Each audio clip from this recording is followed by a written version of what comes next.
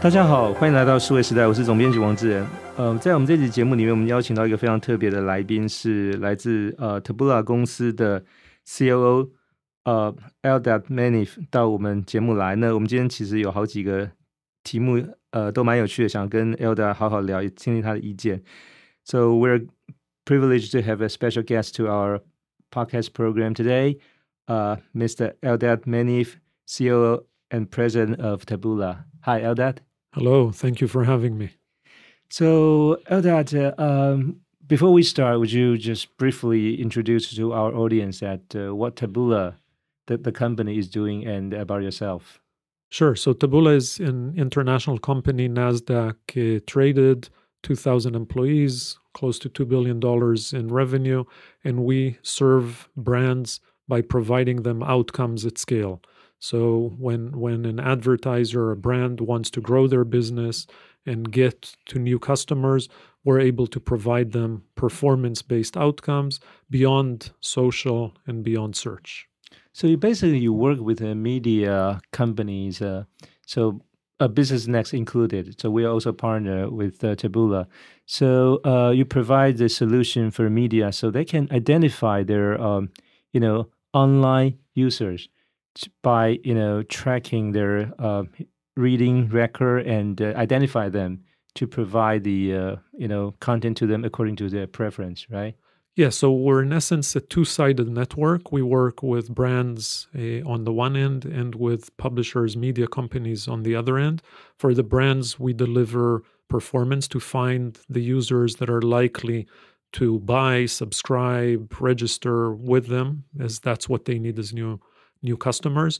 For the publisher side, we provide an ability to monetize, to generate revenue, and to be able to generate an audience, engage the audience that comes to their sites. Right. So when you help the media identify their frequent users and provide content tailor-made according to their previous reading record, which is the preference, and then you can insert the advertisement related to that content, right? So it's basically like Google search. So it's a bit different than search because the user doesn't ask or write a query of what they're searching for. What we in essence do is when you go to a publisher site to read the news, to consume content, we actually are able to see what you're interested in, and we know a lot about you as you browse the open web, different sites. And then based on that, using our data that we collect and using algorithms, recommendation algorithms, we're able to predict which users is going to be interested in what and serve them the right content and the right advertising. So in short, Taboola is a strong challenger to Google by providing a different approach for this content and advertisement as well, right? Yeah, so advertisers generally, when they need performance, they go to Google search, they go to social, like Meta, and there's the other third option, which is the open web. We're the open web solution for that. So when you need scale and you see diminishing returns from your search and social campaigns, we're the option to provide more performance conversions at scale on the open web. Okay. So, and I also read your CV that you are a graduate from the TARPEO program. So I know something, not much about the TARPEO because it's the best of the best chosen by the Defense Department in Israel to receive some special training to be equipped with very kind of unique skills. So the program is started back in the 80s of the previous century, where the Defense Ministry wanted to create R&D leadership.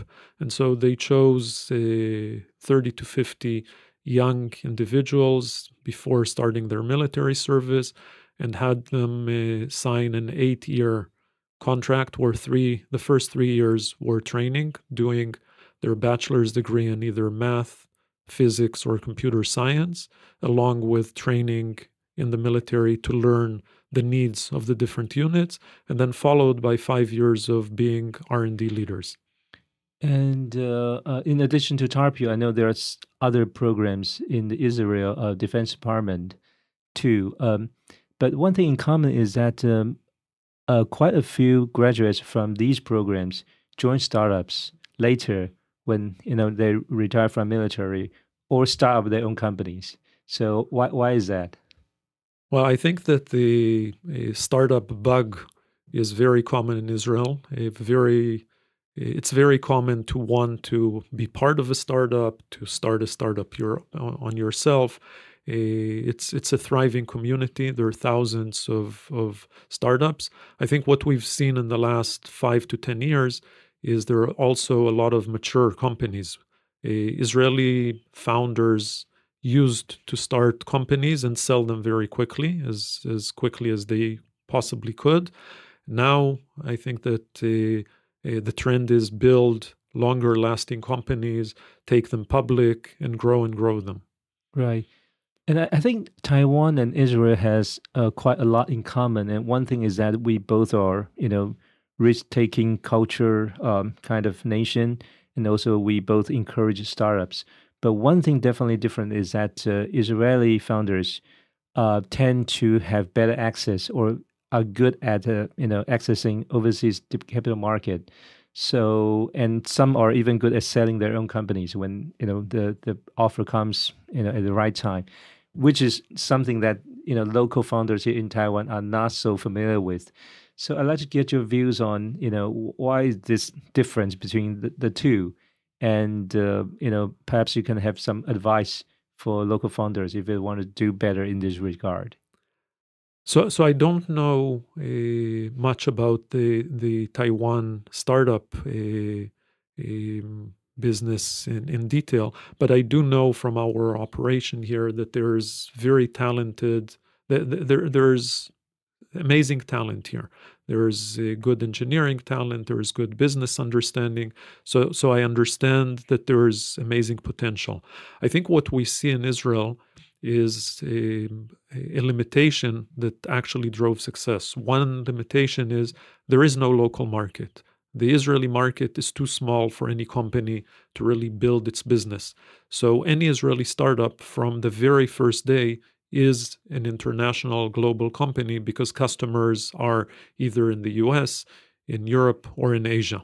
So that mindset means that from day one, you know how to interact. Now, from access to capital markets and investments, the investment community in Israel is very developed. There are local venture capital firms, but there are also global venture capital firms who have offices in Israel. So as you start, even from round A, you have access to global money because it's available in Israel. I think the third part of this is really that there's a term called chutzpah in Hebrew or in Israel, which means really being out there and being aggressive in a good way, asking for something even if you will get a hard no. So Israeli founders just try, and a lot of times fail. But even if you get 1 out of 10 times a positive answer, you've tried. Whereas in a lot of other cultures, if you're not completely certain that you will succeed, you will not go and take that path. So I think it's a lot of risk taking. Mm-hmm. The chutzpah is a Hebrew term. Yes. So it's like something your parents teach you when you're a kid, or teacher teach you in school. They don't really teach you. I think it's a slightly negative term because you're out of line in some of what you're doing, but somehow it comes with being in Israel. Okay, so it's been kind of encouraged to. I mean, chutzpah is it a noun or verb or adjective? It's a noun Mm-hmm. of having I'm not sure what the right translation is. You can look it up, but it's really having the nerve to do something. Okay, so dare to question, to challenge, and not afraid of losing face or being laughed at something. and not necessarily in a polite way. Okay, but most founders have this kind of chutzpah quality. So a lot of the founders in Israel, the younger ones are graduates of military programs and have learned usually at a relatively early age, young age, to manage large projects or large big units and be managers. So people get the managerial entrepreneurial experience through military service early, which is one factor. The other is the culture of having that chutzpah, so trying things, and even if you fail, trying again and again, and having the nerve to try and to ask for things that maybe you don't even deserve, but you try to get. So when the Defense Department choose the members for the TARPEO program, or when you join a startup and choose your team members, is chutzpah spirit something you consider on like the very top priority? I'm not sure. I think it's just in there. I think so. Who to choose with you, I think, is one of the most important decisions that any founder and any manager can make. I think the team is the most important part because businesses change and markets change and everything changes, but the people around you, if you chose the right people, you're able to make the changes needed and to adapt and to pivot and take the right steps. So, by the way, I believe in it to the level when Taboola started. I joined when it was 40 people. I started interviewing every single person. Up until we were almost 1,000 people, I interviewed every new person that was about to join because choosing the right people, I thought, was the most important thing. Okay. In terms of these accessing to the capital market, so is there any interesting stories about Taboola raising capital or going IPO? So I think Taboola, like most other companies, tried to raise money. The founder, Adam Singolda, came with an idea that initially we will work with publishers and we will put links on the publisher sites that will direct the visitor to the site to a different site. And the venture capital community, in this case in Silicon Valley, said, "Are you crazy? No publisher will ever put a link on their site to go to their competitor site," and said, "We're not funding it." Eventually, with enough push and enough chutzpah, he managed to raise funding. And if you look at the market today, publishers' sites are full with links that exit the site and go to other sites, including competitor publishers, etc. So it seemed to work. So again, having the right idea and pushing forward, even when you get numerous no's, is really what a founder needs to be able to do. Right. And that chutzpah you talk about is Adam, right? The founder and the current CEO. In this case, yes, absolutely. Okay. So I heard that one TARPEO graduate is, good enough, but if you have a few in one company, that's, certainly very powerful. So in TARPEO, you have several TARPEO graduates in Taboola, right? Yes, we have a few. Our CTO is a graduate. We have a leader in our So algorithm. Tao Wu has been interviewed by our colleague next door. Not Tao? No, our Tal is our SVP of R&D. Okay. We have our CTO named Lior, who's a Talpiot graduate. We have one of the leaders in our algo department, which is Talpiot, a graduate. But I would say this is one program. There are a lot of very capable leaders in Taboola on the tech organization side, both in Israel and here locally in Taiwan. We have more than 40 AI specialists working here. We also have an office in LA and one in Budapest, Hungary. Okay.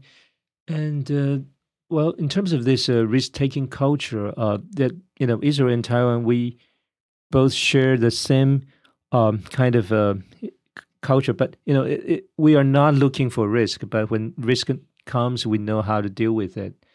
Given the past 5 years, the global risk first is COVID, and over the past 2 years there is war. So I'd like to know how Taboola managed to deal with that, especially for this kind of a risk management, to make sure the operation worldwide goes smoothly. So the 5 years indeed have put us through a test of how we operate through a quite difficult environment, as you said, starting with COVID, that put certain limitations, and continuing with the war in Israel. There are a few things. One is, how do you set up your infrastructure? And from an infrastructure hardware perspective, we're very distributed globally. And so the risk is very much hedged by having data centers in multiple regions, multiple countries, multiple areas. We're also diverse from where we operate. So we have people in Israel, we have people in the US, in Europe, in Asia. And what has happened is that the culture in the company, and quite a few other companies that have gone through this in Israel, have tightened up, and people have compensated for others that are not available. So people worked harder. People in other countries took some of the roles. I think what we needed to do as management was, one, build contingency plans. What if we have these people not available for us for a longer period of time? How do we actually operate?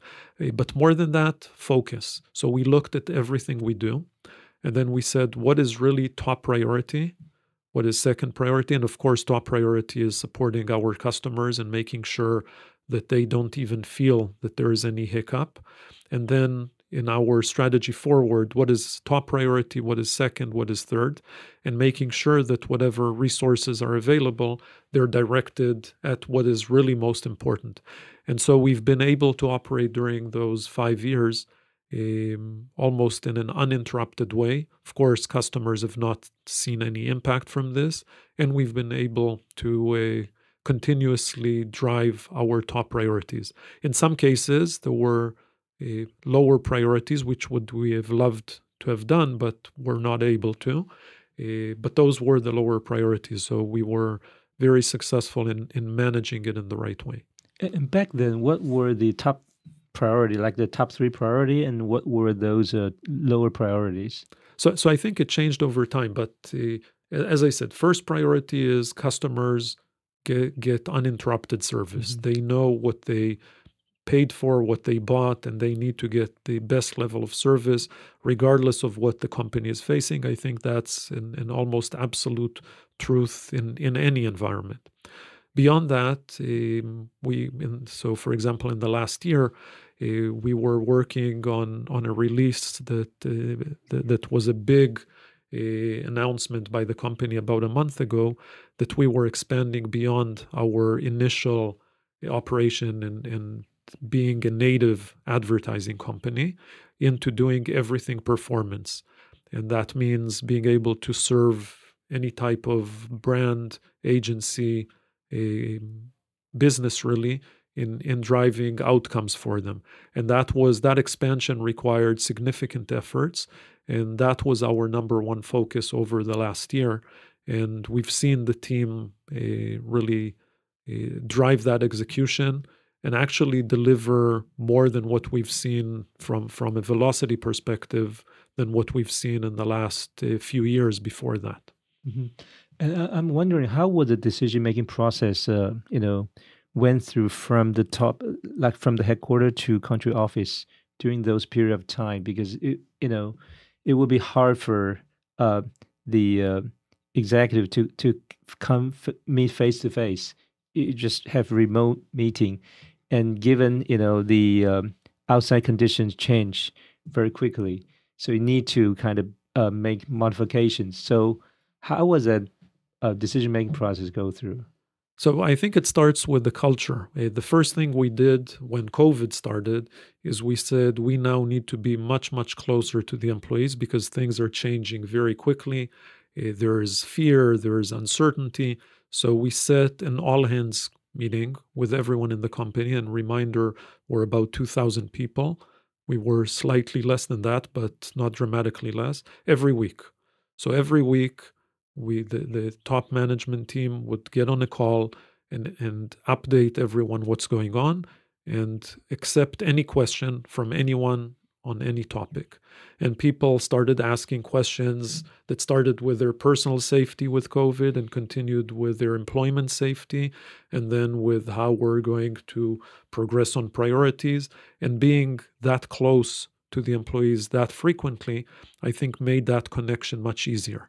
We also build contingency plans of what happens in certain situations and how we deal with infrastructure, how we deal with reduced capacity in development and sales. So we built the plans, but I think over communication is really a key. Mm-hmm. Okay. And Taboola works with, like I said earlier in the beginning, many media partners around the world. So for media like Business Next, we are now experiencing the big change of AI on, I would not say weekly basis, perhaps a nearly daily basis. Every day you come up with something new. So I'd like to get your views on when when you deal with these media partners. So any insight from their adapting to AI? So I meet with quite a few different media companies, publisher, CEOs, chief digital officers, and the AI storm is here. It's not coming, it's already here. And seeing how they react to it is interesting. It ranges, there is a full spectrum. I meet with some CEOs who are actively changing their company, and I'm meeting with others that are almost covering their eyes and saying it'll come at some time, at some point in time. I'm not doing anything. I think there's both a threat here and an opportunity. The threat is on in a few levels. One is consumer behavior. So if you're in media, you know that people used to buy newspapers 15, 20 years ago, and it was a very profitable business. Then came online, then came mobile, then came social networks, and each one of those negatively impacted the publishers themselves. And now Gen AI is coming, and the question is, how will consumers consume content? How will I get my news? Will I go to NewYorkTimes.com, or will I ask my OpenAI assistant, or will I get it from my personal robot that will also deliver the news to me? And how do publishers become part of that? So there is a risk there, and they need to adapt and leverage what they have, which is a unique asset, which is real premium content that is researched and created and delivered, and find the right distribution channel for it. So that's a risk. And really a threat to publishers, because the ones that won't adapt, I'm not sure will survive. The other is they need to improve their internal performance.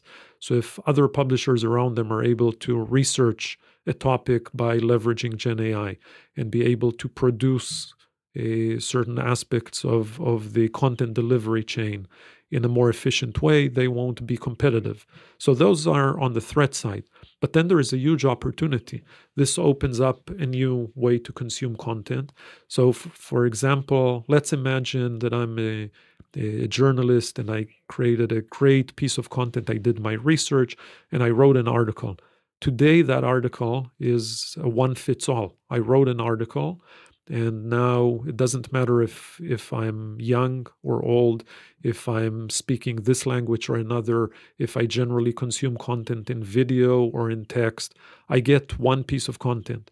Gen AI can take that premium content and actually transform this into 100 different pieces of content: a video version, an audio version, a text version, a children's version, an older age version, a specific community version, all based on the same research. And if you have the right personalization engine, you can now give the right content in the right format to the user, and that engagement will be dramatically higher because it'll fit that user.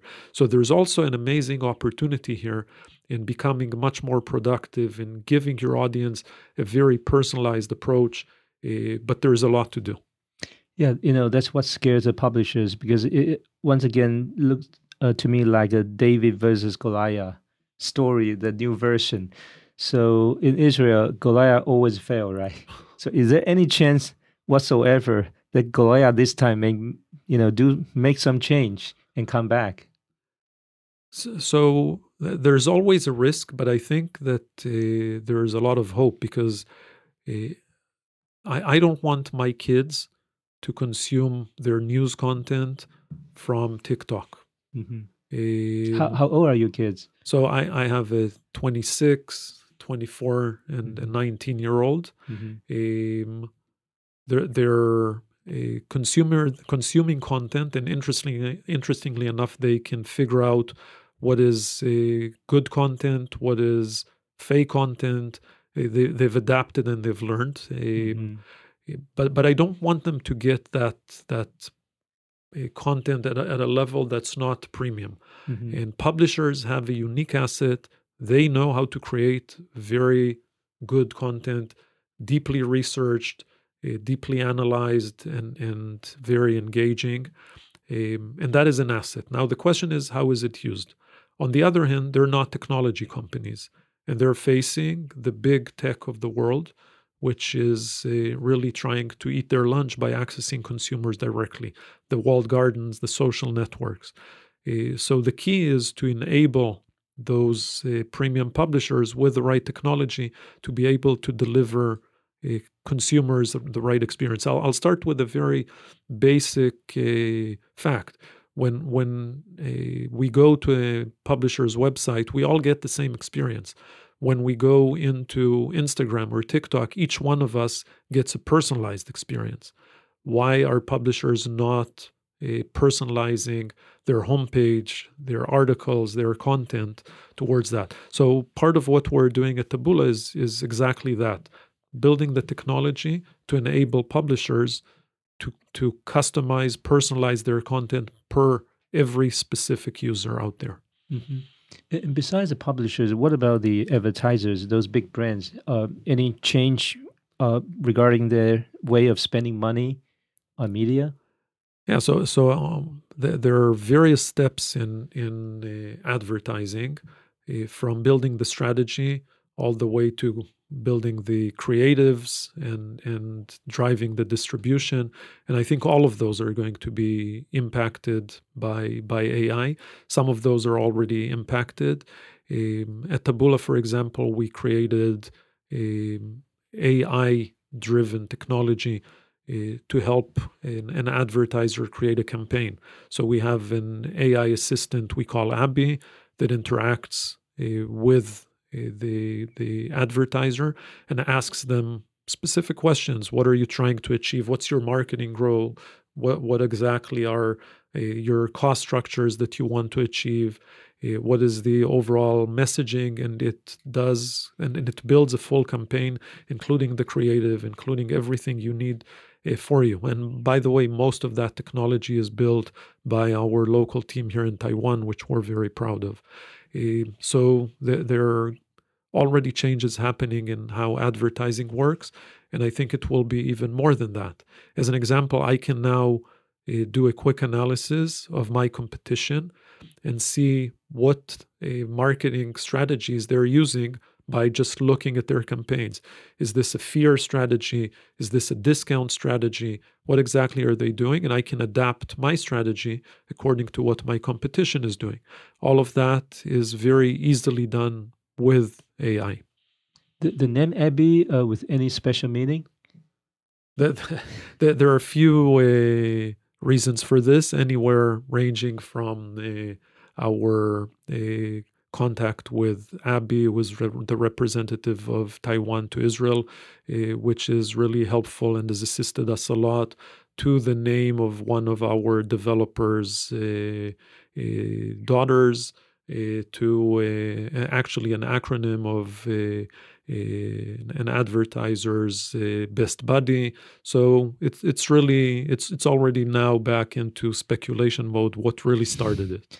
Okay, because it first struck me like the Beatles, the Abbey Road album. So Well, we everybody can include that it's one like as well. customized, right? Everybody can have their own interpretation of Abbey. So that's a very smart move. Okay. Uh-huh. We'll add that one too. Okay. Yeah, but now the Gen AI is still evolving and even at a faster pace. So, in your opinion, that what might be perhaps there will never be like would that be a kind of ultimate model for the media in the future? Because everybody's struggling right now to try to find something they can hold on to at least for a longer time. But I doubt if this kind of model really exists. What do you think? I think how consumers will engage with AI is still very much an open question. I do think we see assistants and agents becoming much more mainstream in the next year or two. I already consume content by asking ChatGPT or other LLMs, what's the news? The level of news I'm getting today is still subpar, but I think it's the right engagement methodology. So we will be investing more in enabling publishers to drive their content that way. But how exactly engagement of consumers will be in 5 years, I think, is really too early to tell. Mm-hmm. Okay. And Taboola hired a lot of talents and spent a lot of effort researching the AI to come up with tools and solutions to help both the publishers and advertisers. So I'm curious that besides being an AI company, how has AI influenced or impact Taboola internally, whether for the organizational design or process design, and how people work and collaborate inside the company? How has that been impacted by AI so far?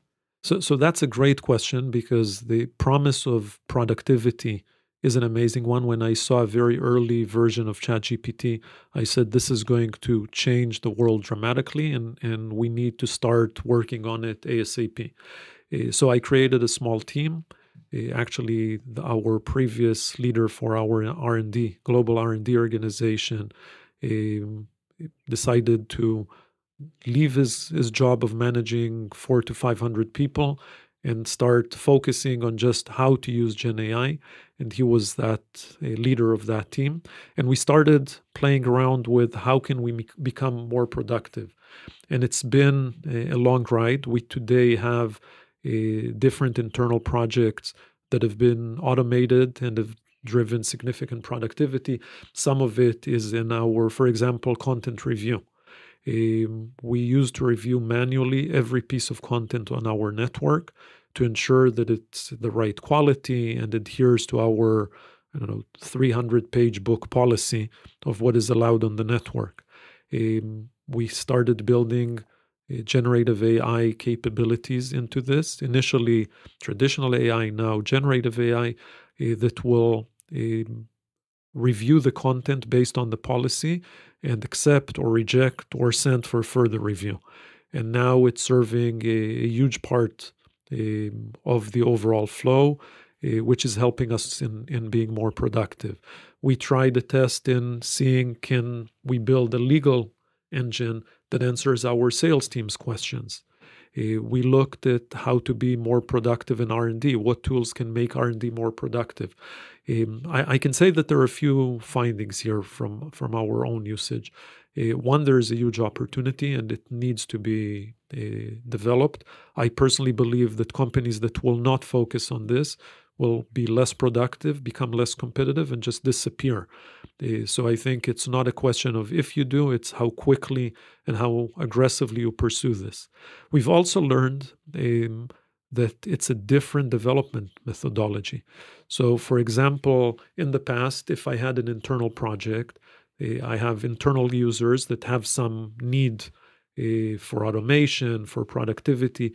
I would bring someone who is like a product manager that would research the customer's use and needs and write a spec.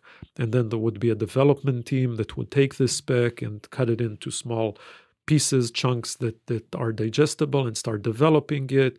And after a few months or a few weeks, depending on the scope, bring a first version and start iterating. Here, and the consumer or the user would only see it when it's built. Here, the main person, the person in the middle, in the center of all of this, is actually the consumer. The tech team can help, but that consumer can write the right prompts, the right business knowledge, and be the center of a team. So what we've built is small teams with the user, consumer, customer in the middle, with a very small development team that builds the infrastructure, and they're building very rapidly internal projects to drive this. Okay. And with this ongoing AI evolution, especially Gen AI, do you worry that it will breed a new species of next generation David that target you as Goliath and take over your business? That's a big question, whether artificial general intelligence is coming sooner or later, and how do humans manage that situation. I think we're not there yet, and I think that there are a lot of different interactions that need to be managed. I think the governments are very much behind, like they usually are, in building the right regulation. But I don't think it's something that is going to stop anytime soon. So I'm an optimist, so I'm hopeful, but there's also a concern here. Yeah. There is a history professor at Hebrew University, Yuval Harari, usually issue the warning for mankind to be cautious about AI development. So I'm not sure if you follow him. And I building the concern aspect of this, I don't think in history we saw a species that was more intelligent than other species that didn't take over. So the question is, what exactly is intelligence here? Is having all the knowledge, being able to answer questions, a measure of intelligence? And if so, intelligence by AI is soon going to surpass what we do as humans. So does that mean we're at risk? I leave the question open. Okay, it could be the idea for Harari's next book, right? Okay, so my last question: that how is the Taiwan office? What's the Taiwan office role in Taboola? As I know that you have a bigger and more staff here in Taiwan, and recently just moved to a bigger office because you're expanding. So, what about the role of the Taiwan office for Taboola? So the Taiwan office has two different elements to it. One is a business office, which is our local sales team. We see a big opportunity in the local market, and we have a business team here, sales, account management, both to the publisher side and to the advertiser side, working very closely hand in hand with that business. The other part of that is the development side. So our Taiwan team is one of 4 global R&D teams, offices that we have, and is that and the only one in Asia. And it's a core center for our artificial intelligence development. So we're very proud of the talent we have here. And one of the unique capabilities that we have in the local market is having that AI expertise that can actually serve in close relationship with our media partners, with our advertising partners, and being able to deliver the right solution and adapt and customize to local needs. So it's both part of the global R&D effort, but also serves the local business here in Taiwan. Okay. So this is your first trip to Taiwan, right? Yes. So I think so far, mostly back-to-back meeting and interviews. And besides that, so what about your impression of Taiwan so far? So I've been impressed working with our Taiwan team for a while now, visiting the country. I have to say that it just amplifies that 100 times. But I see raw talent that is quite amazing. I see AI expertise. I see a culture of delivery and hard work, and a culture that adapts well with the culture we have at the company of trying to deliver impact. It's not about developing, it's not about just purely working, it's about bringing the customers value and driving impact. And we see our teams here amazingly focused and dedicated in doing that. So I'm impressed. I also see differences in cultures. We have an Israeli-based culture, which we mentioned earlier, which has some chutzpah of being a bit more aggressive in a good way, heated discussions, and the culture here is more reserved. And getting the two teams to work together and to actually engage is amazing, because once they do, the results are outstanding. So to encourage the chutzpah to localize here. Maybe not to that extent, but at least be accepting and be more open, while the Israelis need to listen more and be more attentive. So it's a balance between both cultures to try to work with the other culture. But by doing so, I think that both the strengths of both cultures actually appears, and it's a great mix together. Okay. Thank you, Mr. Maniev, and for coming to our podcast program and share with us your insight. Look forward to having you come back next time. And thank you for hosting me. Okay. 我们非常谢谢来自 Taboola 的 COO Eldad Maniev 到我们节目来分享了他所看到的这些不管是公司的经营，或者是说在整个对于新创业者的一些建议。那也希望大家会喜欢这节内容，欢迎给我们点赞转发，也请持续关注和留言。我们下期再会。